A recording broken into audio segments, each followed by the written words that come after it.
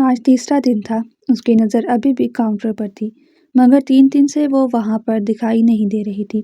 پاس سے گزرتے ہوئے ویٹر سے کئی مرتبہ وہ اس لڑکی کے بارے میں پوچھ چکا تھا، مگر جواب ہمیشہ کی طرح ایک ہی مل رہا تھا کہ ہم نہیں جانتے۔ اس نے اچانک سے آنا چھوڑ دیا ہے۔ پچھلے 1 مہینے سے وہ اس کا اتنا عادی ہو چکا تھا کہ اب اس کا اچانک سے غائب ہونا احتشام کو پریشان کر رہا تھا۔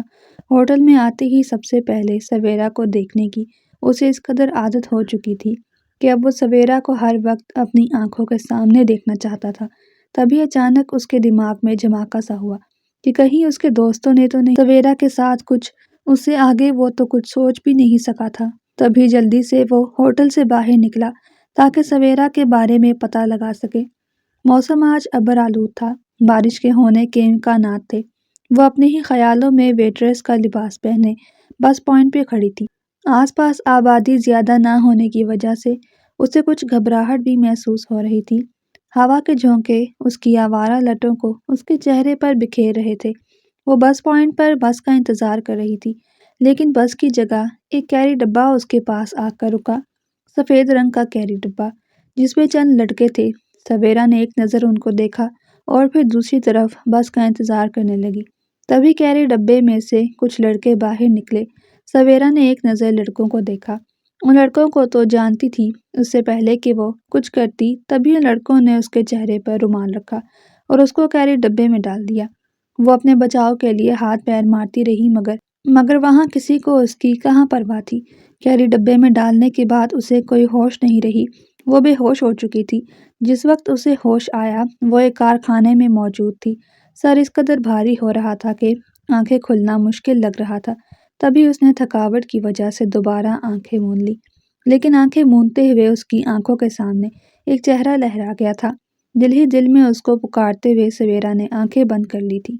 ہوٹل میں کچھ دیر انتظار کرنے کے بعد اب اس کا ارادہ سویرا کے گھر جانے کا تھا تاکہ پتہ لگا سکے کہ سویرا ہوٹل کیوں نہیں آ رہی۔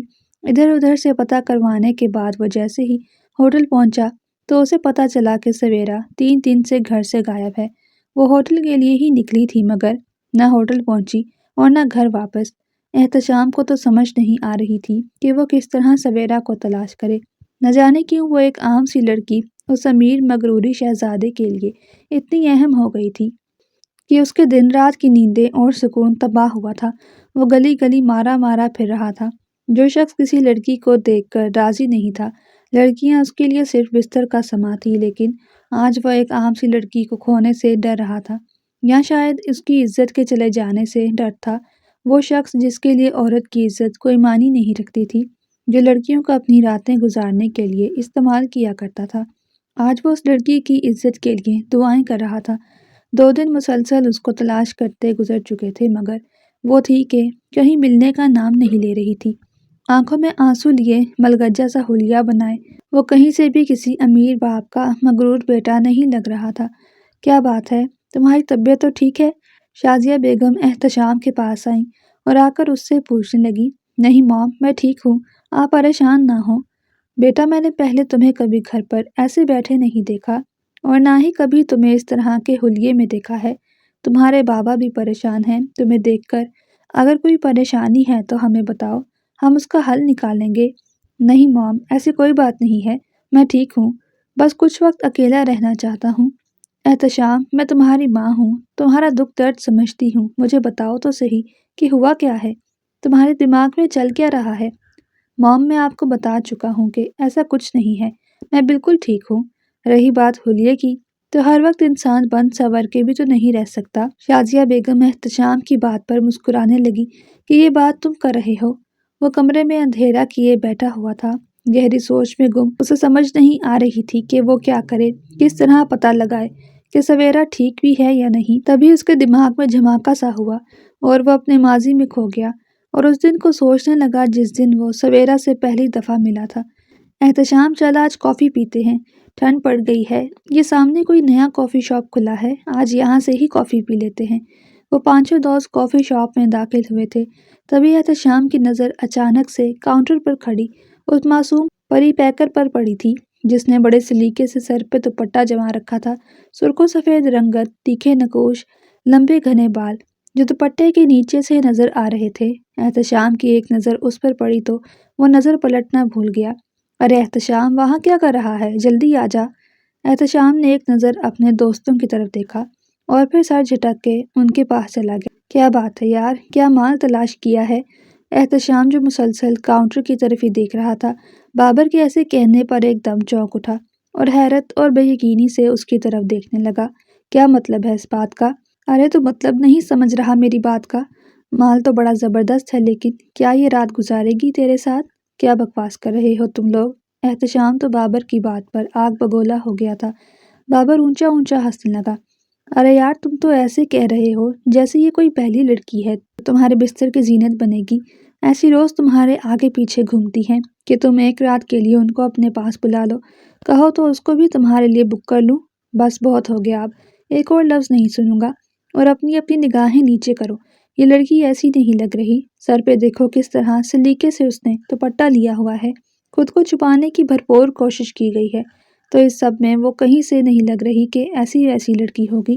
اور تم جانتے ہو کہ میں تب تک کسی لڑکی کو اپنے پاس نہیں بلاتا جب تک وہ خود نہ آنا چاہے، اس لیے اب میرے سامنے کسی قسم کی کوئی فضول بات مت کرنا، ورنہ میں کچھ بھی برداشت نہیں کروں گا۔ تبھی سویرا ان کے پاس آئی اور آ کر ان کا آرڈر لینے لگی۔ جی سر، آپ کیا لینا پسند کریں گے؟ آواز تھی کہ شہد۔ احتشام تو اس کی آواز میں ہی کھو گیا تھا اور مسلسل اس کو دیکھنے لگا۔ سویرا نے ایک دفعہ، دوسری دفعہ اور پھر تیسری دفعہ احتشام کو نظر انداز کیا۔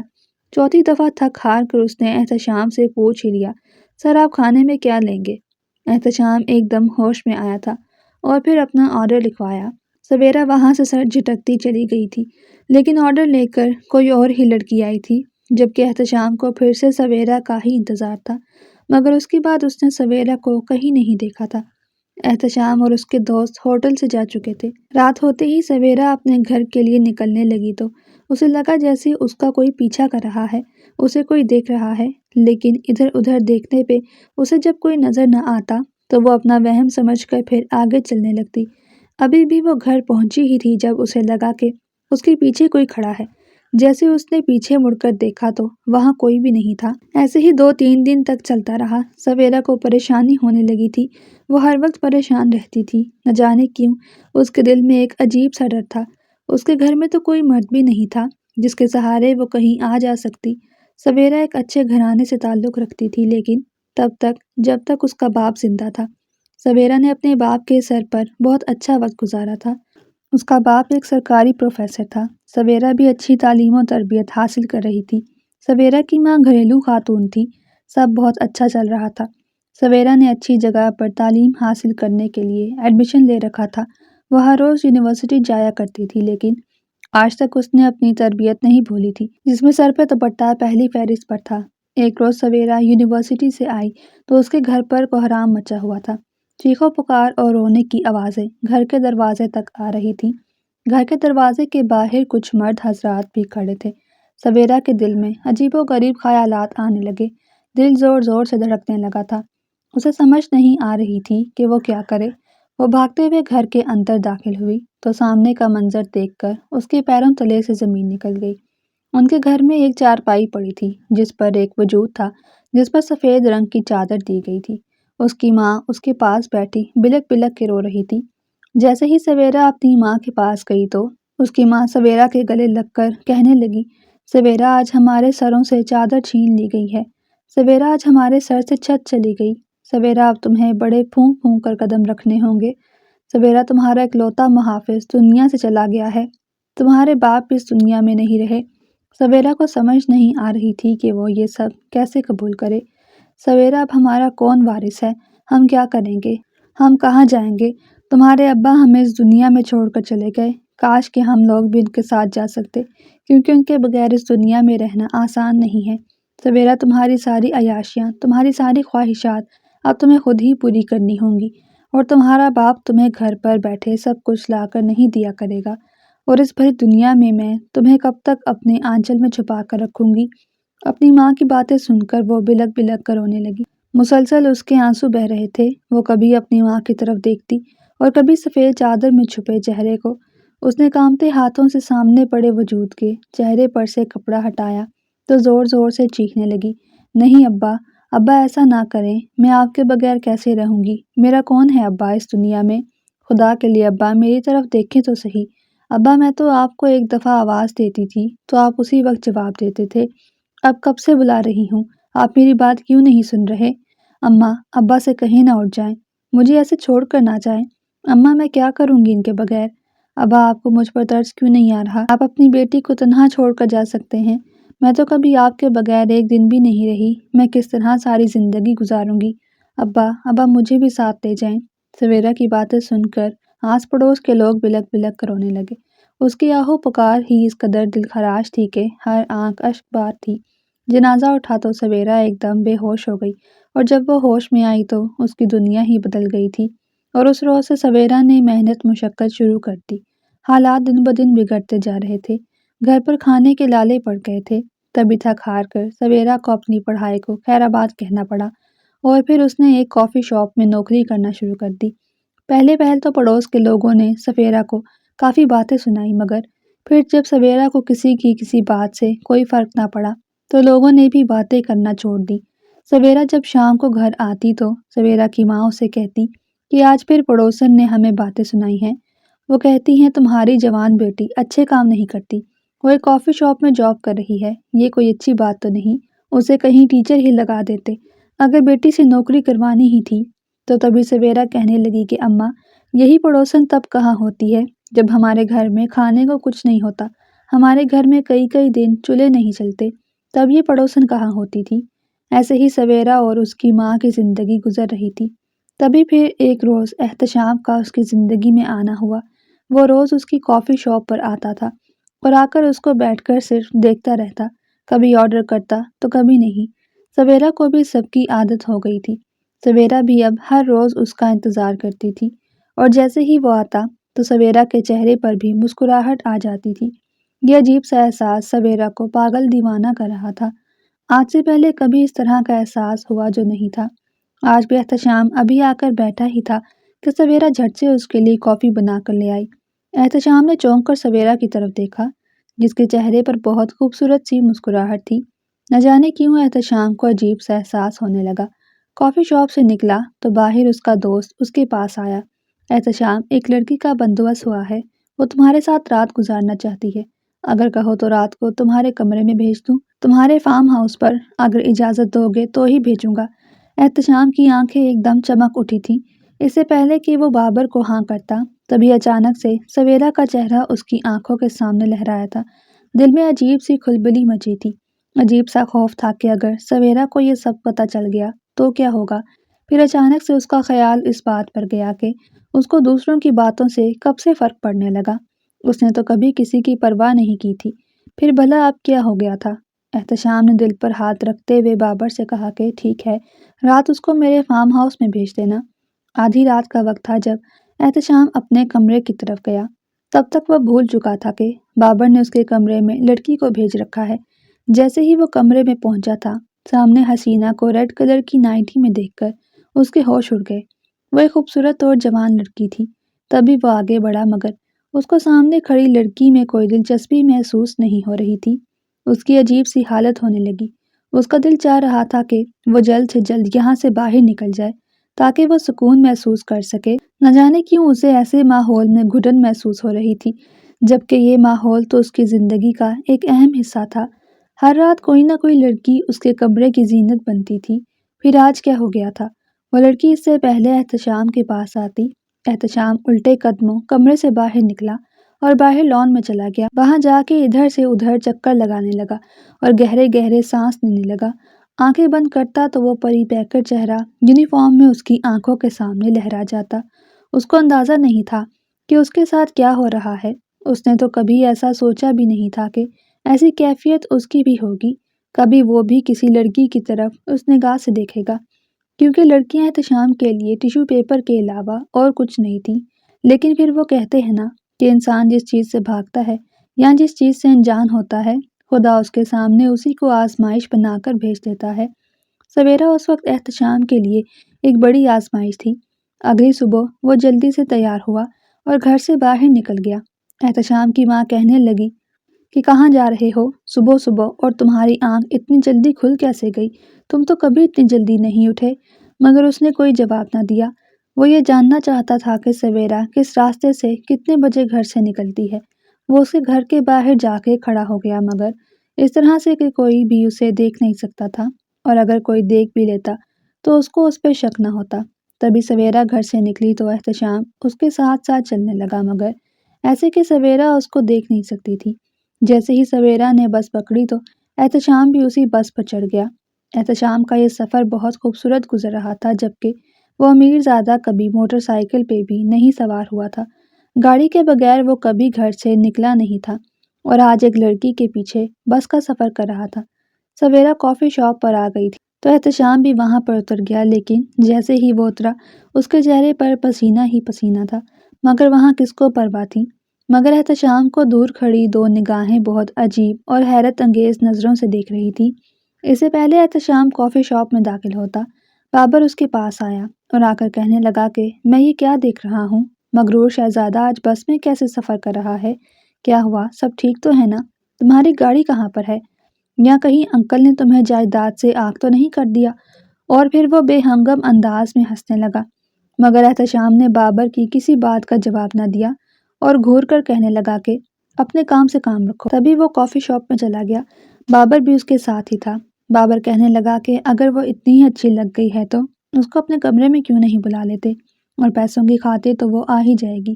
پیسوں کے بلبوتے پر ہم کیا کچھ نہیں کر سکتے۔ بکواس نہیں کرو، وہ ایسی لڑکی نہیں ہے، اور خبردار اس کے بارے میں اگر اگلی مرتبہ ایسی بات کی تو۔ کیا ہو گیا احتشام؟ میں تو تمہیں حقیقت بتا رہا ہوں، ایسی ہی لڑکیاں پیسوں کے لیے کچھ بھی کرنے کے لیے تیار ہو جاتی ہیں۔ تم ایک مرتبہ کہہ کر تو دیکھو، اگر وہ نہ آئی تو میرا نام بدل دینا۔ نہیں، ایسا نہیں ہو سکتا، وہ کبھی بھی اس طرح کی حرکت نہیں کر سکتی۔ اور پھر احتشام اور بابر کے درمیان بہت بڑی بحث چل گئی، اور یہ بحث ہاتھا پائی پر اتر آئی۔ سویرا یہ سب دیکھ رہی تھی جب بابر اس کے پاس سے گزرا اور کہنے لگا کہ تم اب بچ کر دکھانا، تمہیں تو میں دیکھ لوں گا۔ بابر کی بات پر سویرا ایک دم گھبرا گئی۔ احتشام اس کے پاس گیا اور کہنے لگا کہ یہ لڑکا کیا کہہ کر گیا ہے، مگر سویرا ایک نقطے پر نظر ٹکائے کھڑی تھی۔ اس کی آنکھوں میں آنسو تھے۔ اس نے آنسو بھری نگاہوں سے جیسے ہی احتشام کی طرف دیکھا تو احتشام نظریں ہٹانا بھول گیا۔ سویرا کی آنکھوں میں آنسو دیکھ کر احتشام کے رونگٹے کھڑے ہو گئے۔ اس نے اتنی خوبصورت آنکھیں آج سے پہلے کبھی نہیں دیکھی تھیں، اور وہ تو ایک نظر دیکھتے ہی یہ تک بھول گیا تھا کہ وہ پبلک پلیس پہ کھڑا ہے۔ آس پاس والے لوگ اس پر تبصرے کر رہے تھے، نہ صرف اس پر بلکہ سویرا پر بھی۔ سویرا کو یہ سب برداشت نہ ہوا کہ ہر کوئی اس پر انگلی اٹھا رہا تھا۔ تبھی وہ آنسو صاف کرتے ہی کافی شاپ سے باہر کی طرف بھاگ گئی، مگر احتشام اپنی جگہ سے ہل بھی نہ سکا۔ ایسا جادو، ایسا سحر پھونک گئی تھی کہ وہ اپنی جگہ بالکل جامد ہو گیا تھا۔ تمہاری عزت ہی میری عزت ہے، تمہاری عزت پر کوئی انگلی اٹھائے گا یہ مجھ سے برداشت نہیں ہوگا۔ احتشام خود سے باتیں کر رہا تھا اور خود سے عہد کیا کہ وہ اب سے سویرا کا خیال رکھے گا، لیکن اگلے روز سے ہی سویرا کافی شاپ نہیں آئی تھی۔ آج دوسرا دن تھا، وہ کافی شاپ نہیں آ رہی تھی۔ جب کسی سے پوچھا جاتا تو اس سے معلوم ہوتا کہ کسی نے اسے کافی شاپ سے نکالا نہیں ہے، بلکہ وہ خود ہی نہیں آ رہی۔ وہ سب دوست اکٹھے کھڑے تھے جب احتشام اپنے دوستوں کے پاس گیا۔ مجھے شک ہے کہ تم لوگوں نے ہی سویرا کو اغوا کیا ہے، مجھے سچ سچ بتا دو، اگر ایسی حرکت کی ہے تب بھی، اور اگر نہیں کی تب بھی۔ سویرا کی طرف اگر کسی نے غلط نگاہ ڈالنے کی کوشش بھی کی تو میں اس کی آنکھیں نکال لوں گا۔ احتشام، تجھے کیوں اس کی اتنی فکر ہو رہی ہے؟ تیرے لیے لڑکی ذات کب سے اتنی اہمیت رکھنے لگی؟ تیرے لیے تو لڑکی ذات سوائے کھلونے کے اور کچھ بھی نہیں تھی۔ پھر اب ایسا کیا ہو گیا کہ تو ایک لڑکی کے لیے اپنے دوستوں پر شک کر رہا ہے؟ چھوڑ یار، سکون کر، وہ ایک لڑکی ہی ہے، اس سے زیادہ کچھ نہیں۔ ایک دوست نے بات کرتے ہوئے احتشام کے کندھے پر ہاتھ رکھا تھا۔ احتشام نے اپنے کندھے پر رکھا ہوا ہاتھ جھٹکا تھا اور ایک قہر برساتی نگاہ سے بابر کی طرف دیکھا تھا، جو اس کا بہترین دوست ہوا کرتا تھا۔ بابر، اگر تم لوگوں کا اس سب میں کوئی ہاتھ ہے تو مجھے صاف صاف بتا دو۔ اب میں آخری مرتبہ تم لوگوں سے کہہ رہا ہوں، اس کے بعد میں تم لوگوں کو کم از کم وارن نہیں کروں گا۔ بھلا ہمیں کیا ضرورت ہے؟ ہم تو جانتے بھی نہیں کہ وہ کہاں پر گئی ہے۔ بابر کے ایسے انداز پر احتشام کو شک تو ہوا تھا، مگر اب وہ کچھ کہہ نہیں سکتا تھا، اسی لیے خاموش رہا اور وہاں سے چلا گیا۔ اس کی آنکھیں آہستہ آہستہ کھلنے لگی تھیں، لیکن جیسے ہی اسے محسوس ہوا کہ اس کے ہاتھ پاؤں رسیوں سے جکڑے ہوئے ہیں، اس کی رہی سہی ہمت بھی ٹوٹ چکی تھی۔ اس نے کچھ بولنے کی کوشش کی لیکن اچانک اسے سانس لینے میں دشواری ہونے لگی کیونکہ اس کے منہ میں کوئی چیز ٹھونسی ہوئی تھی جو اسے بولنے سے روک رہی تھی۔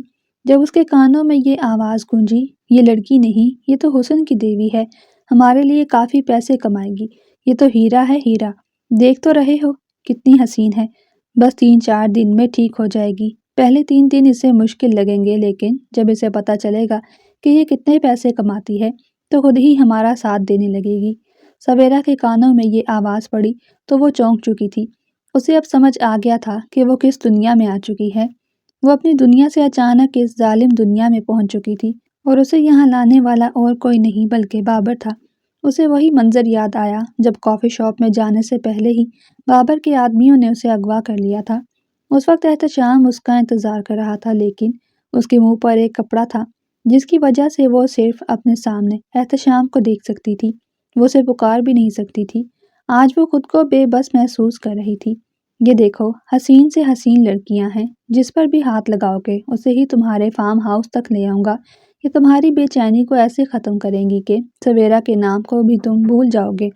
بابر روزانہ احتشام کے چند دوستوں کو اس کے ارد گرد جمع کرتا تاکہ وہ فریش ہو جائے لیکن احتشام کے دل میں سویرا کی غیر موجودگی کی بے چینی بڑھتی جا رہی تھی۔ بس کرو تم سب، کیوں نہیں سمجھ رہے؟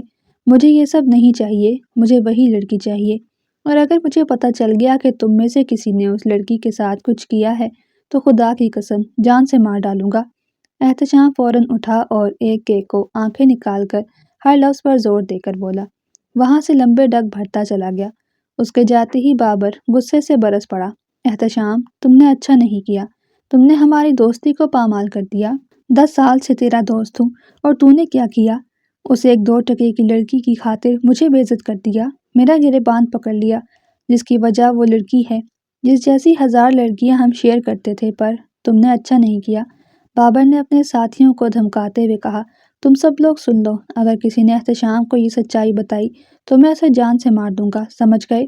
سب نے سر جھکا کر کہا، فکر نہ کر، ہم کچھ نہیں بتائیں گے، لیکن یاد رہے تو ہمیں بھی چانس دے گا، وہ لڑکی ہمیں بھی چاہیے۔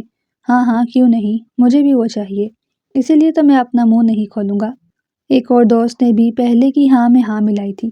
ٹھیک ہے، تم لوگوں کا بھی مزہ ہوگا لیکن ابھی صبر تو کر جاؤ، پہلے مجھے تو فائدہ اٹھا لینے دو، بابر نے کمینگی سے کہا تھا، اور یوں وہ سب زور زور سے ہنسنے لگے تھے۔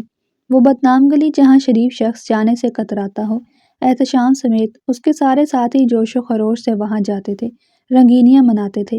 شراب کے ساتھ ساتھ شباب بھی بہت زیادہ تھا، یہی وجہ تھی کہ وہ لوگ راتوں رات واپس آ جاتے تھے۔ پر جیسے ہی احتشام کے دل میں سویرا نے گھر کیا ہوا تھا، تب سے احتشام نے اس بدنام گلی میں جانا بھی چھوڑ دیا تھا، لیکن اس کے دوست ہمیشہ جاتے تھے۔ بابر اب سویرا کو اسی گلی میں، اس گلی کی مالکن گل بائی کے پاس ہی چھوڑ آیا تھا۔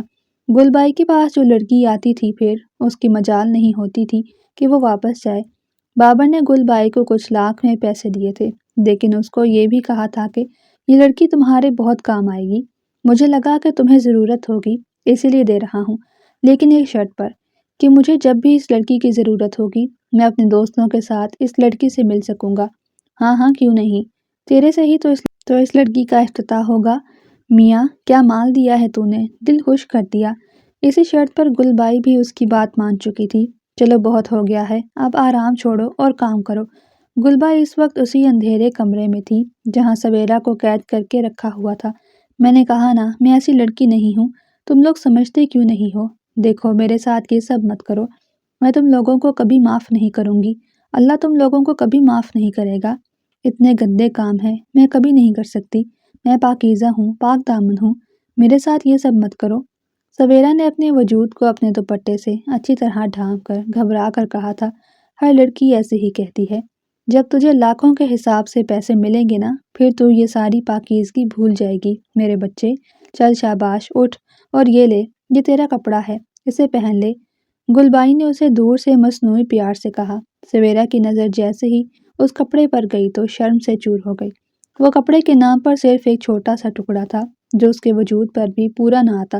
نہیں نہیں، میں یہ نہیں پہنوں گی، یہ کپڑے مجھے پسند ہی نہیں ہیں، میں یہ کیوں پہنوں، میں نہیں، میں ٹھیک ہوں، اس نے منہ موڑ کر جواب دیا۔ اس کی بات سن کر گل بائی کو غصہ آ گیا۔ ٹھیک ہے، تو نہیں پہنے گی تو پھر تجھے پہنائے جائیں گے، لیکن آج تو یہی پہنے گی، سمجھی؟ صبر رکھ۔ یہ کہتے ہی گل بائی غصے سے باہر چلی گئی۔ سویرا کو ایسا لگا جیسے کچھ غلط ہونے والا ہو۔ احتشام، مجھے یہاں سے لے جاؤ پلیز، میں یہاں گھٹ گھٹ کر مر جاؤں گی، میرے ساتھ نہ جانے کیا ہونے جا رہا ہے۔ اے اللہ، میری عزت کی حفاظت فرما۔ سویرا کے آنسو مسلسل بہہ رہے تھے، اس کا وجود تھر تھر کانپ رہا تھا، لب سے بس اپنے لیے دعائیں ہی نکل رہی تھیں۔ کچھ دیر بعد 2 ملازمائیں اس کے کمرے میں آئیں۔ آتے ہی انہوں نے دروازہ بند کر دیا۔ اے لڑکی، تجھے بات سمجھ نہیں آتی؟ کسی میں ہمت نہیں کہ اس کی بات کا انکار کرے، اور تو ہے کہ اسے جواب دیتی جا رہی ہے۔ چل کپڑے اتار اور یہ پہن۔ وہ ملازمہ جس کو بولنے کا سلیقہ تک نہیں تھا، جیسے ہی سویرا کو یہ کہنے لگی، سویرا کے پیروں تلے زمین نکل گئی۔ فوراً وہ اپنے بستر سے اتری اور بھاگتی ہوئی ان کے پاس گئی۔ ایک کے ہاتھ پکڑ کر بولی، مجھے معاف کر دو، تمہاری بھی تو بیٹی ہوگی، تمہاری بھی تو بہن ہوگی۔ اگر کوئی ایسا اس کے ساتھ کرے تو کیا تم برداشت کرو گی؟ میں یہ سب نہیں چاہتی، مجھے کسی نے اغوا کیا ہے۔ دونوں ملازماؤں نے ایک دوسرے کا چہرہ دیکھا اور اس کی بات سن کر زوردار قہقہا لگانے لگی۔ ہاں، تجھے اغوا کیا تھا، پھر پتہ ہے، ایک شرط پر مالکن کے پاس تجھے بیچ دیا۔ وہ آج آئے گا تجھ سے ملنے کے لیے، اسی لیے تو تجھے یہ پہنانا ہے۔ یہ سنتے ہی سویرا کی روح فنا ہو گئی، اس کا حلق خشک ہو چکا تھا۔ ملازماؤں نے زبردستی سویرا کو وہ لباس پہنایا جسے پہننے سے وہ شرم سے لال ہو گئی۔ اس نے کبھی سوچا بھی نہیں تھا کہ وہ اس گناہ کی جگہ پر آ جائے گی۔ بے گناہ سویرا نے نہ جانے کون سا گناہ کیا تھا جو اسے یہ سزائیں مل رہی تھی۔ وہ دروازہ مسلسل کھٹکھٹا رہی تھی لیکن کوئی اس کی فریاد سننے والا نہیں تھا۔ دروازہ کھولو، میں کہتی ہوں دروازہ کھولو، کیا تم لوگوں کو سنائی نہیں دے رہا؟ مجھے باہر جانا ہے، مجھے یہاں نہیں رہنا۔ سویرا لگاتار دروازے کو پیٹ رہی تھی لیکن کوئی جواب نہ آیا۔ وہاں موجود لڑکیاں جو اس سب کی عادی ہو چکی تھیں، کچھ اپنی مرضی سے آئی تھیں اور کچھ کو لایا گیا تھا، کچھ نے اپنی قسمت یہی سمجھ لی تھی، لیکن سویرا جیسی عزت نفس کی حامل کوئی لڑکی وہاں نہیں تھی جو اس کی مدد کر سکتی۔ یوں سویرا دروازہ بجاتے بجاتے تھکن سے چور ہو گئی اور دروازے کے ساتھ ہی لگ کر نیند کی آغوش میں چلی گئی۔ وہ اس وقت پچھلے 4 گھنٹوں سے اپنی گاڑی میں بیٹھا ہوا تھا۔ نیند کی تھکن اس کی آنکھوں میں چھائی ہوئی تھی۔ اس کے بالکل سامنے ایک بہت بڑا محل نما گھر تھا۔ وہ اور کسی کا نہیں، بابر کا تھا۔ ہاں، وہ بابر کے گھر آیا تھا اور اس کا انتظار کر رہا تھا۔ احتشام جانتا تھا ہو نہ ہو یہ بابر کا ہی کام ہے۔ آج تک اس نے بابر سے اونچی آواز میں بات تک نہیں کی تھی، اور پھر جب ایک لڑکی کی خاطر اس نے بابر پر ہاتھ اٹھا لیا تھا تو کیا بابر اس سے بدلہ نہ لیتا؟ بابر ضرور اس لڑکی کو احتشام کی زندگی سے نکال کر دور پھینک دیتا، اور بابر یہی کرنے والا تھا۔ اسے 100% یقین تھا، اسی لیے وہ بابر پر نظر رکھ رہا تھا۔ ابھی 4 گھنٹے گزرے تھے جب اچانک اس کی نظر بابر کی گاڑی پر گئی جو اس کے گھر سے باہر نکل رہی تھی۔ احتشام جو اپنی سیٹ کے ساتھ ٹیک لگا کر بیٹھا تھا فوراً چوکنا ہو گیا۔ اس نے بھی اپنی گاڑی سٹارٹ کی اور بابر کی گاڑی کا پیچھا کرنے لگا، پر جیسے ہی اس کی نظر اس راستے پر گئی اس کے رونگٹے کھڑے ہو گئے۔ اسے یقین نہیں آ رہا تھا کہ بابر اس بدنام گلی کی طرف جا رہا ہے۔ وہ ہمیشہ اپنے دوستوں کے ساتھ ہی اس راستے پر جا رہا تھا، لیکن آج وہ اکیلا جا رہا تھا۔ اس کا مطلب یہی تھا کہ سویرا ادھر ہی ہوگی۔ یہ سوچ سوچ کر ہی احتشام کے چہرے کی ہوائیاں اڑنے لگی۔ وہ اس وقت گل بائی کے بالکل سامنے بیٹھا تھا، جبکہ گل بائی اپنی راکنگ چیئر پر جھولے لے رہی تھی اور ساتھ ساتھ پان چبا کر پان دان میں تھوک رہی تھی۔ ارے میاں، اب آئے ہو، تھوڑا انتظار ہی کر لو، کیا ہے نا، لڑکی انچھوئی ہے، اس کا افتتاح تم سے ہی ہو رہا ہے، ایسے میں اس لڑکی کو بھی بہت زیادہ تکلیف کا سامنا کرنا پڑے گا، اور تو اور اتنی جلدی وہ ہاتھ نہیں آئے گی۔ باقی ساری لڑکیوں سے خوبصورت ہے تو نخرے والی بھی ہے، کافی مشکل سے تو اسے لباس پہنایا ہے، مجھے نہیں لگ رہا تمہارے قابو آئے گی۔ گل بائی کی بات سن کر بابر غصے سے آگ بگولا ہو گیا۔ یہ تم مجھے نہیں بتاؤ گی کہ وہ میرے قابو آئے گی کہ نہیں، قابو آئے گی یا نہیں، میں تو اسے حاصل کر کے رہوں گا۔ مجھے اسے حاصل نہیں کرنا، مجھے اپنی تسکین نہیں مٹانی، مجھے تو اسے وہ درد وہ تکلیف دینا ہے جو مجھے ہوئی تھی، مجھے اس کو اس کی اوقات یاد دلانی ہے۔ اور ہاں، یاد رہے، میرے فوراً بعد میرے کچھ دوست آئیں گے، وہ بھی آئیں گے، تو ہاں، کسی سے کوئی سوال مت کرنا۔ بابر نے گل بائی کو اس کی اوقات یاد دلا کر بدتمیزی سے بات کی۔ ٹھیک ہے، ٹھیک ہے، اگر تمہیں لگتا ہے کہ وہ لڑکی تمہارے قابو آ جائے گی تو بے شک چلے جاؤ، میں تو کہتی ہوں پہلے اس لڑکی کو بے ہوش کر دو، اس طرح تم آسانی سے اپنا کام کر لو گے۔ گل بائی نے سرگوشی میں کہا، نہیں، میں نہیں چاہتا۔ کہ میں بے ہوشی میں اس کے ساتھ وہ سب کروں۔ میں چاہتا ہوں کہ وہ اپنے وجود کے ساتھ وہ سب کچھ ہوتا دیکھے تاکہ اسے سمجھ لگے کہ بابر نام کس کا ہے، اس نے جس بلا سے پنگا لیا ہے وہ بلا ہے کون۔ بابر کی آنکھوں میں نفرت کے انگارے چل رہے تھے۔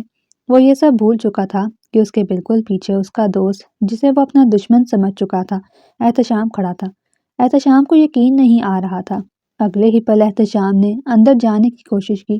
وہ یہ سب کچھ دروازے کے باہر کھڑے سن رہا تھا، پر اس سے پہلے کہ وہ اندر جاتا، گارڈز نے اسے قابو میں کر لیا۔ دیکھیں سر، آپ اندر نہیں جا سکتے، آپ نے اپائنٹمنٹ نہیں لی۔ کس نام سے آپ کی اپائنٹمنٹ ہے؟ اس نے سختی سے کہا۔ چھوڑو مجھے جانے دو، مجھے اندر جانا ہے۔ احتشام ان دونوں سے لڑنے لگا تھا، پر ان دونوں نے اسے اچھی طرح قابو میں کر لیا تھا۔ ہم آپ کو اندر نہیں جانے دیں گے، جبکہ احتشام ان سے لڑ رہا تھا۔ میں نے کہا مجھے اندر جانے دو، مجھے کام ہے، میں اگر لیٹ ہو گیا تو میری زندگی برباد ہو جائے گی، سمجھ کیوں نہیں رہے؟ وہ پاگلوں کی طرح انہیں سمجھا رہا تھا، پر ان دونوں گارڈز کو کیا ہی پتا تھا کہ وہ کس مقصد کے تحت اندر جانا چاہتا ہے۔ وہیں دوسری طرف بابر کمرے کا دروازہ کھول چکا تھا۔ سویرا بابر کو اپنے سامنے دیکھ کر اندر سے مر چکی تھی۔ میرے پاس ہی مت آنا، دیکھو میرے قریب مت آنا، ورنہ میں تمہیں جان سے مار دوں گی۔ بابر، جو کہ اب اپنی قمیض کے بٹن کھول رہا تھا، شیطانی نظروں سے اسے دیکھ رہا تھا۔ اتنے قریب آ کر اب میں تم سے اتنا دور نہیں جا سکتا، میری جان، اپنی اس خوبصورتی کا ذرا فائدہ تو اٹھانے دو۔ یہ کہتے ساتھ ہی بابر اس کے قریب آ گیا۔ جب اگلے پل سویرا نے کھینچ کر اس کے چہرے پر تھپڑ مارا تھا۔ خبردار، مجھے چھونے کی کوشش بھی کی۔ بابر نے اس کی یہ ہمت دیکھی تو اس کے بالوں کو مٹھی سے دبوچ کر دانت پیس کر بولا، تجھے تو میں تیری اوقات یاد کرواتا ہوں، مجھے پتا تھا تم میرے ساتھ کچھ یوں ہی کرے گی۔ گلبائی نے صحیح کہا تھا، تجھے حاصل کرنے کے لیے مجھے کچھ نہ کچھ کرنا ہی پڑے گا۔ یہ کہتے ساتھ ہی بابر نے وہ انجیکشن نکال لیا تھا جو گلبائی نے اسے احتیاطاً دیا تھا، اور یوں اس نے وہ انجیکشن اگلے ہی پل سویرا کے وجود کے اندر اتار دیا تھا۔ سویرا کچھ پل بعد بے ہوش ہو چکی تھی، اور یوں بابر اپنے ارادے میں کامیاب ہو چکا تھا۔ احتشام ان دونوں گارڈ سے لڑتا لڑتا ان دونوں گارڈز کو بے ہوش کر چکا تھا۔ ان کے وجود میں زخم اور نیل پڑ چکے تھے۔ ان میں ابھی اتنی ہمت نہیں تھی کہ احتشام کو روک سکتے، جبکہ اتفاقاً رات کے اس پہر آس پاس کوئی نہیں تھا جو یہ لڑائی دیکھ سکتا۔ گلبائی بھی اپنے کمرے میں چلی گئی تھی۔ احتشام گہری سانس خارج کرتے اسی حلیے میں اندر کی طرف بھاگا تھا۔ سویرا، سویرا، وہ چلاتے ہوئے سویرا کو پکارنے لگا تھا، جب اگلے ہی پل اس کی نظر اوپری منزل کے دروازے پر گئی تھی۔ یہ منظر دیکھ کر اس کے رونگٹے کھڑے ہو گئے تھے، کیونکہ وہاں سے اور کوئی نہیں بلکہ بابر نکل رہا تھا۔ بابر ساتھ ہی ساتھ اپنی قمیض پہن رہا تھا۔ اس کی حالت اندر کے ہنگامے کی تصدیق کر رہی تھی۔ احتشام جان چکا تھا کہ کچھ دیر پہلے اس کمرے میں کیا ہوا ہے۔ اس نے اپنے ہاتھ سے ساتھ والے پلر کا سہارا لیا، ورنہ تو وہ لڑکھڑا جاتا۔ اپنے قدموں پر کھڑا ہونا محال ہو رہا تھا۔ بابر کو وہ نظر نہیں آ رہا تھا اور پلر کے پیچھے چھپ گیا تھا۔ وہ نہیں چاہتا تھا کہ ایسا کوئی ہنگامہ ہو، کیونکہ اس وقت سویرا کی حالت نہ جانے کیسی تھی۔ احتشام گہری سانس لیتے ہوئے سیڑھیوں کی طرف بھاگا۔ بھاگتے بھاگتے وہ اس کمرے تک پہنچا جہاں سویرا کی حالت دیکھ کر اس کا وجود کرچی کرچی ہو چکا تھا۔ ایسا لگ رہا تھا جیسے کسی نے اس کی روح کو زخمی کر دیا ہو۔ اسے اندازہ نہیں تھا کہ بابر اس حد تک جا سکتا ہے۔ سویرا کا وجود اس وقت زخموں سے چور تھا۔ ایسا لگ رہا تھا جیسے کسی کچی کلی کو روندا گیا ہو۔ احتشام کو سمجھ نہیں آ رہی تھی کہ کیا کرے۔ اس نے اپنے وجود سے شال اتاری اور سویرا کے وجود کو اس میں چھپا لیا۔ سویرا، میں تمہیں کچھ نہیں ہونے دوں گا، تمہیں کچھ نہیں ہو سکتا۔ جس نے یہ حرکت کی ہے، اگر میں نے اسے جان سے نہ مار دیا تو میرا نام بدل لینا، اسے ایسی سزا دوں گا کہ وہ ساری زندگی یاد رکھے گا۔ احتشام سویرا کے گال تھپتھپا رہا تھا اور پھر اسے اپنی گود میں اٹھا کر اپنے سینے سے لگا چکا تھا۔ وہ باہر کی طرف بھاگا۔ وہ اسے اس گلی سے ہمیشہ کے لیے فرار کرانا چاہتا تھا، لیکن جیسے ہی وہ دروازے کے قریب پہنچا، سامنے بابر کو کھڑا دیکھ کر اس کی روح کانپ گئی۔ بابر اسے دیکھ کر جاندار قہقہا لگا کر ہنسا۔ واہ، تو آخر تم پکڑے ہی گئے۔ تم نے جان ہی لیا کہ میں نے سویرا کو کہاں چھپا رکھا تھا، پر افسوس، تیری سویرا اب تیرے سے پہلے کسی اور کی ہو چکی ہے۔ بابر کی بات سن کر احتشام، جس کے ہاتھوں میں سویرا کا وجود تھا، کچھ بھی نہ کر سکا۔ وہ چیخنے چلانے لگا۔ اس کا دل کر رہا تھا کہ سامنے والے کو نوچ کر کھا لے۔ وہ اس وقت ایسے بھوکے شیر کی طرح تھا جو قید میں ہو اور اس کے سامنے اس کا دشمن کھڑا اس پر ہنس رہا ہو۔ اس کو اپنی حالت ایسی لگ رہی تھی۔ پتہ ہے احتشام، سویرا نے مجھے بہت سکون دیا ہے۔ اب مجھے پتہ چلا کہ تو سویرا کے پیچھے کیوں پڑا تھا؟ لڑکی میں دم تو تھا، دل تو کر رہا ہے ایک دفعہ اور۔ اس سے پہلے کہ وہ کچھ اور بولتا، جب احتشام سویرا کو باہوں میں بھرے آگے بڑھ کر اپنی ایک ٹانگ اس کو مار چکا تھا۔ ایسا کرتے ہی بابر کا وجود اس دروازے کے ساتھ لگا تھا، لیکن وہ پھر بھی ٹس سے مس نہیں ہوا تھا۔ وہ پھر مسکرا کر بولا، کیا ہوا؟ پہلے بھی تو ہم لڑکیاں شیئر کرتے تھے، کبھی میں اور کبھی تم۔ پہلے کبھی تمہاری باری ہوتی تھی تو کبھی میری، تو اس بار کیا ہوا؟ اس بار میں نے پہل کر دی تو اس میں کیا ہے؟ اس کی بات سن کر احتشام پھر حملہ کرنا چاہتا تھا، جب اگلی ہی پل بابر نے تیز چیخ مار کر اپنی جیب سے وہ گن نکالی تھی۔ وہ گن دیکھ کر تو احتشام کے ہوش اڑ گئے تھے۔ اسی پل اس کے باہوں میں سمٹی سویرا قسمت آئی تھی۔ وہ میرے خیال سے ہوش میں آ رہی تھی۔ میں کہاں ہوں؟ مجھے چھوڑو۔ اس کو ہوش میں آتا دیکھ کر احتشام اس کی طرف دھیان دینے لگا تھا۔ میری جان، تمہیں کچھ نہیں ہوا، میں ہوں نا، میں تمہیں کچھ نہیں ہونے دوں گا، کچھ نہیں ہوگا تمہارے ساتھ، تم فکر مت کرو۔ پر وہ ابھی سویرا پر دھیان دے رہا تھا جب اگلے ہی پل احتشام کو گولی چلنے کی آواز سنائی دی تھی، پر اتفاق سے گولی احتشام کی بازو سے چھو کر گزری تھی۔ ایک چیخ احتشام کی حلق سے نکلی تھی، جبکہ سویرا کا وجود نیچے گرنے ہی والا تھا، لیکن گولی لگنے کے باوجود زخمی بازو سے پھر سے اس نے سویرا کو خود میں بھینچ لیا تھا۔ بابر فوراً وہاں سے بھاگ چکا تھا۔ اسے یہ نہیں پتا تھا کہ احتشام کی بازو پر گولی لگی ہے۔ وہ نہیں چاہتا تھا کہ وہ اس وجہ سے پکڑا جائے۔ کچھ دیر پہلے ہی جب وہ سویرا کی عزت رون کر باہر جا رہا تھا تو اس نے احتشام کی گاڑی دیکھ لی تھی، جس کی وجہ سے اسے پتا چل گیا تھا کہ احتشام اس کے پیچھے آ چکا ہے۔ تبھی اس نے اپنی کار سے وہ گن نکالی تھی، کیونکہ وہ جانتا تھا اب احتشام تو اسے چھوڑے گا نہیں۔ اس سے پہلے کہ احتشام اس کے ساتھ کچھ کرے، وہی احتشام کا کام تمام کر دے گا۔ سویرا جو کہ ہوش کی دنیا میں آ گئی تھی، لیکن اپنی اس حالت کی وجہ سے اس چیز کو قبول نہیں کر رہی تھی۔ وہ صدمے میں بالکل نڈھال تھی۔ احتشام اسے بہت مشکل سے گاڑی کی فرنٹ سیٹ پر بٹھا چکا تھا۔ وہ کافی مشکل سے ڈرائیو کر رہا تھا اور سیدھا ہسپتال پہنچا تھا۔ اس نے اپنی بینڈیج کروا لی تھی، لیکن جب ڈاکٹر نے سویرا کا معائنہ کیا تو افسوس کرنے لگے۔ اس کے ساتھ جس نے بھی یہ حرکت کی ہے وہ کوئی بہت ہی حیوان انسان ہے۔ بھلا کوئی اتنی نازک لڑکی کے ساتھ یہ حرکت کیسے کر سکتا ہے؟ دیکھیے، لڑکی پہلے سے بہت ویک تھی، اسے کافی وقت لگے گا ریکور ہونے میں۔ یہ بات سن کر احتشام نے کہا، نہیں ڈاکٹر، میں اسے یہاں نہیں رکھ سکتا، اس کی جان کو خطرہ ہے۔ اگر آپ اپنی ٹیم کو میرے گھر بھیج دیں تو وہ اس کی نگرانی کر سکتے ہیں، میں اسے اپنے ساتھ لے کر جانا چاہتا ہوں۔ احتشام کی بات پر ڈاکٹر نے بھی اتفاق کیا۔ یوں احتشام سویرا کو اپنے فارم ہاؤس لے آیا۔ سویرا جو کہ ابھی تک صدمے میں تھی، بس خاموشی سے ایک کونے میں تکتی رہتی تھی۔ احتشام اسے ہمت دیتا رہا، سویرا پلیز کچھ تو بولو، کچھ تو بات کرو، تمہارے ساتھ جو ہوا ہے میں اس کا بدلہ ضرور لوں گا۔ میرے بندے بابر پر نظر رکھ رہے ہیں، وہ اسے ضرور تلاش کر لیں گے۔ لیکن سویرا ابھی بھی اسی طرح گمسم بیٹھی رہتی تھی، اس کے جسم میں کوئی حرکت نہیں ہوتی تھی۔ احتشام زبردستی اسے کھانا کھلاتا تھا۔ ایک رات جب سویرا نیند میں تھی، احتشام اس کے قریب صوفے پر لیٹا ہوا تھا۔ وہ ہمیشہ اس کے پاس ہی رہتا تھا۔ نیند میں سویرا کو وہی منظر یاد آ گیا تھا، وہی درندہ جو اسے بری طرح سے نوچ رہا تھا۔ اچانک ایک چیخ کے ساتھ اس کی آنکھ کھل گئی۔ اس کا وجود پسینے سے بھیگا ہوا تھا۔ نہیں، مت کرو میرے ساتھ ایسا، مت کرو، میں مر جاؤں گی، میں مر جاؤں گی، میں ایسی نہیں ہوں، مجھے چھوڑ دو، مجھے چھوڑ دو۔ آنکھیں بند کیے وہ بس چلا رہی تھی۔ احتشام اس کے قریب آیا اور اسے دونوں بازوؤں سے جھنجھوڑ کر بولا، سویرا، کوئی نہیں ہے یہاں، میں ہوں احتشام۔ سویرا نے اپنی آنکھیں کھولیں اور اپنے قریب کسی مرد کو دیکھ کر پھر سے دور ہو گئی۔ دیکھو، میرے قریب مت آنا، تم کیوں میرے پاس آ رہے ہو؟ خبردار جو میرے پاس آئے۔ احتشام کا اسے چیخ کر بولتے دیکھ کر دل ٹوٹ گیا۔ سویرا، یہ کیا کر رہی ہو؟ میں ہوں احتشام، میں تمہیں وہاں سے لے کر آیا ہوں۔ پھر سویرا کو اندازہ ہوا کہ وہ احتشام کے ساتھ جو کر رہی ہے وہ غلط ہے، لیکن اس بار سویرا ٹوٹ چکی تھی۔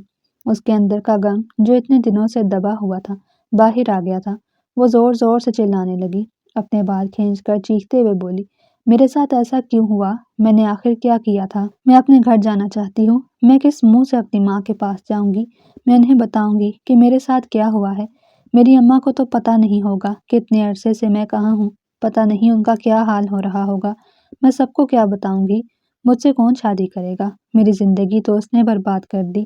احتشام نے یہ بات سنی تو سویرا کے پاس آ کر بیٹھ گیا، دونوں ہاتھوں میں اس کا چہرہ تھام کر اور محبت سے چو لہجے میں بولا، کیسی باتیں کر رہی ہو؟ میں ہوں نا، میں تمہارا ہاتھ تھاموں گا، میں ابھی تم سے نکاح کرنے کے لیے تیار ہوں، تم فکر کیوں کرتی ہو؟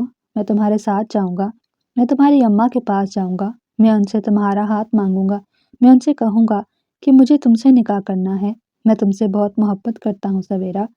سویرا نے یہ سنا تو اس کے ہوش اڑ گئے تھے، پھٹی پھٹی آنکھوں سے احتشام کو دیکھ رہی تھی، جیسے اسے یقین نہ رہا ہو۔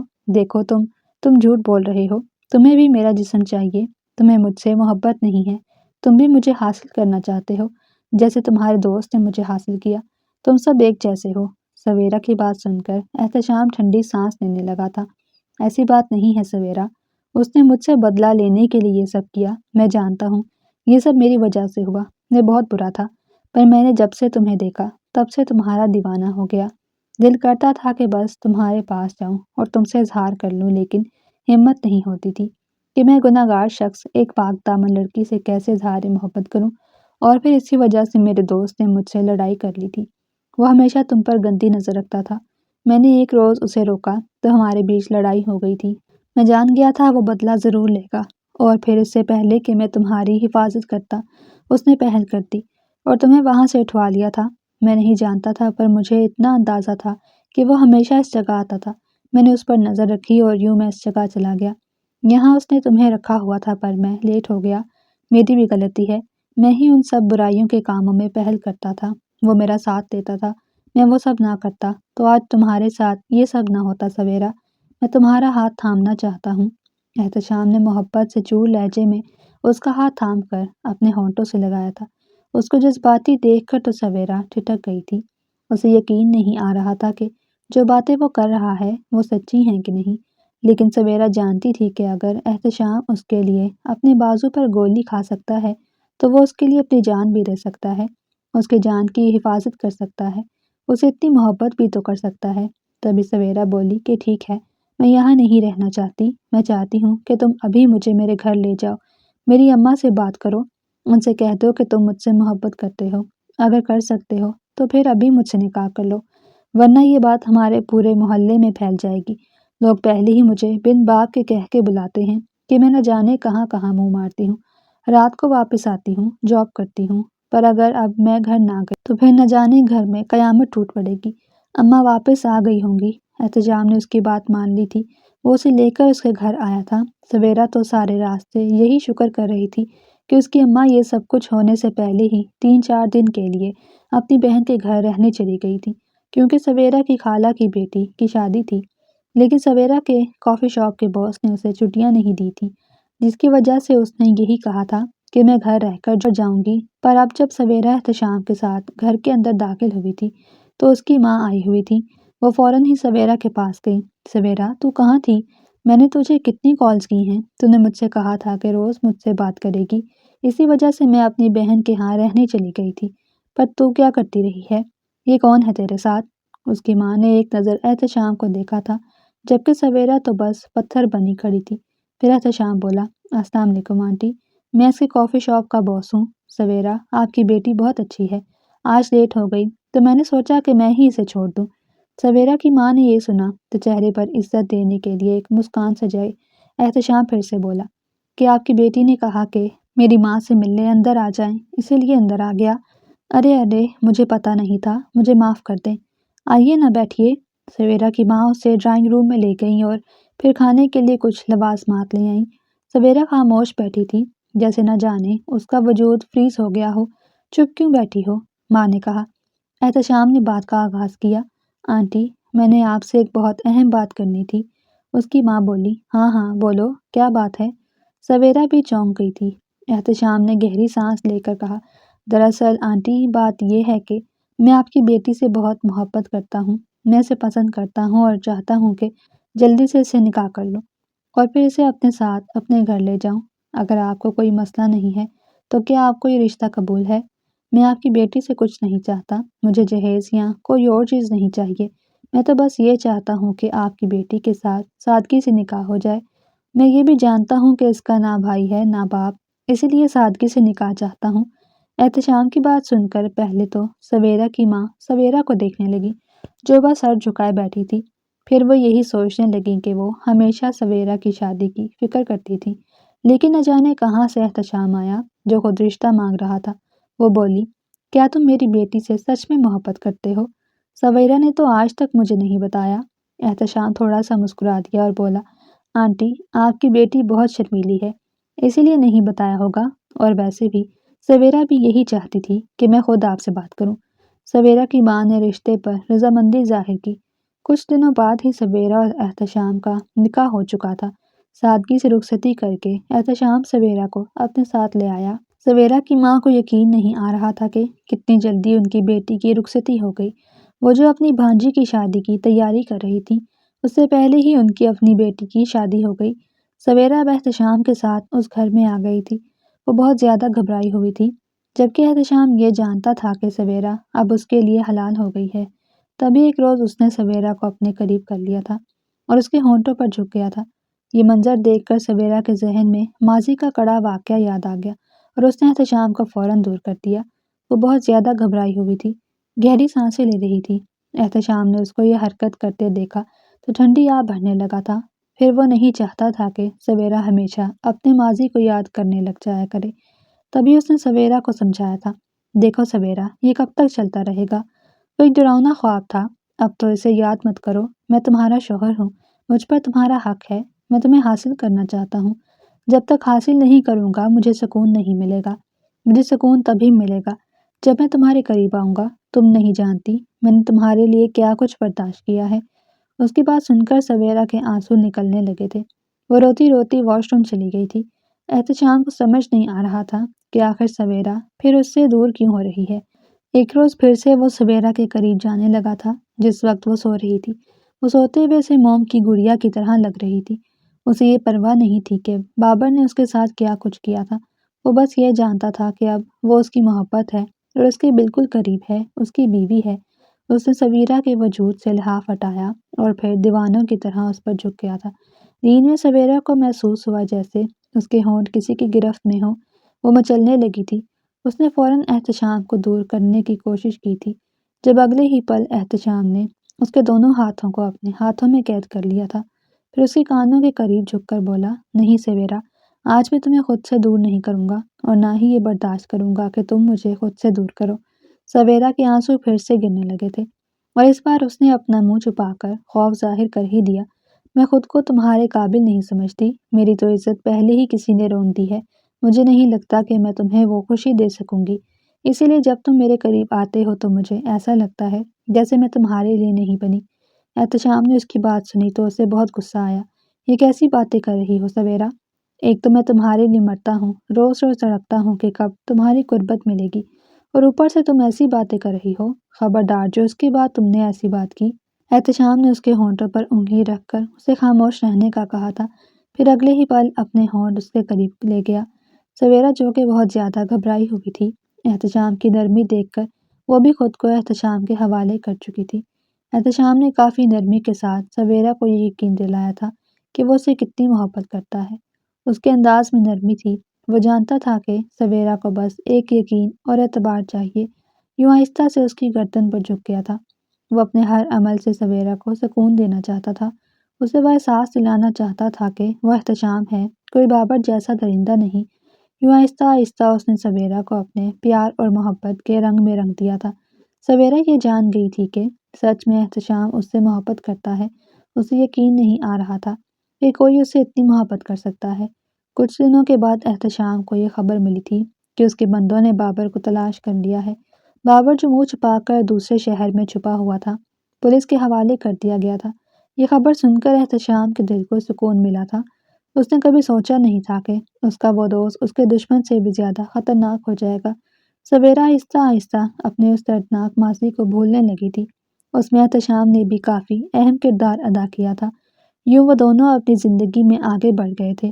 یہ سچائی سویرا نے آج تک اپنی ماں کو نہیں بتائی تھی کہ آخر اس کے ساتھ ہوا کیا تھا، اور نہ ہی کبھی احتشام نے اسے اس کا ماضی یاد دلوانے کی کوشش کی تھی۔